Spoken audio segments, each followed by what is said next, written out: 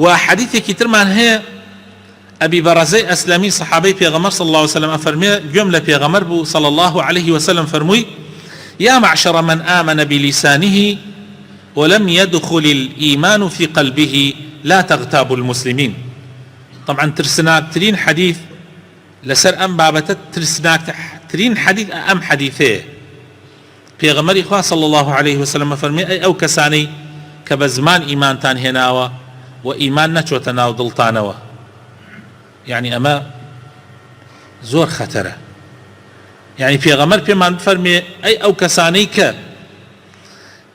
بزمان إيمان تان هناوا إيمان نتوتنا وضلطانوا، يعني إخوة بنامان بدان نفاق أوا دروية غيبتي مسلمانان مكان، يعني بكردي وبكرتي بيغمر فرمي صلى الله عليه وسلم أو كساني كغيبتي مسلمانان أكن أوانا إيمان نتشو تناضل يعني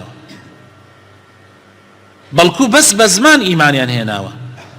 ولا تتبعوا عوراتهم شويني عيب عاري يكثري مكون، فإنه من اتبع عوراتهم يتبع الله عورته. هر کسی شوێنی عورەتی برای ئیمانداری بکەوێ خوشکی ئیمانداری بکەوێ خوای تەعالا شوێنی عورەتیەکەوێ. يعني هر کەسێ بە دوای عیب و نوقسانی و کەم و کورتی برایەکی مسلمانی یان خوشکێکی مسلمانی بکەوێ خوای تەعالا وەکو ئەوە شوێنی عیب و نوقسانیەکان یەکەوێ. ومن يتبع الله عورته يفضحه في بيته. شوێن کەوتنی خوا بۆ عورەت و کەم و کورتیەکانی ئێمە چییە؟ پێغەمبەر فەرمێ صلی الله علیه وسلم ئەوەیە کە حەیات ئەبا لە ناو ماڵەکەی خۆتە. ئەگەر هەر لە ماڵ دەرنەچی دەرگای حەوشەکەت لە خۆت داخەی دەرگای ماڵەکەت لە خۆت داخەی خوای تەعالا حەیات ئەبا. زۆرێک لەمە بە چاوی خۆمان بینیمانە خەڵک هەبووە باسی عیب و نوقسانی خەڵکی تری کردووە بە دوای عورەت و عیب و عارەکانی ئەگەڕاوە خوای تەعالا فەسحی کردووە، خوای تەعالا ئابڕووی بردووە هەر لە دنیا ئەوە بێجگە لە قیامەت.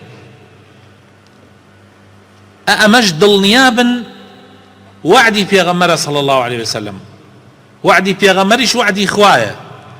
هەر کەسێ بە مسلمانێک گاڵتە بکە ناو ناتۆرەیەکی لێ بنە غەیبەتێکی بکە خوای تەعالا تۆڵەی لێ کاتەوە هەر لە دنیا.